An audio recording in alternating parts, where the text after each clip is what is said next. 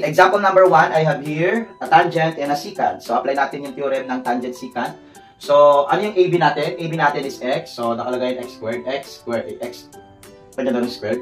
DB natin, what is DB? DB is yung buo. O, kung 10 to 8, that is 18. Next, yung nasa labas, which is 8. Ayan, so solve x squared is equal to 18 times 8, that is 144. So, for you to find the value of x, extract the square root. So, para matanggal tong squared na to. Kasi diba ang basa dito square root. So, may square siya, tanggal. So, 144 is a perfect square, which is 12.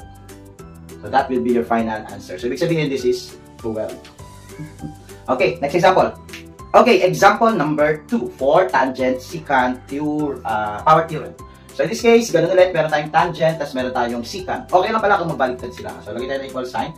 So, unahin natin ang secant naman unahin natin ngayon. Ano yung partner ng secant? Buo. Ano yung buo? Ito yun, no? Mula dito hanggang dito yung buo.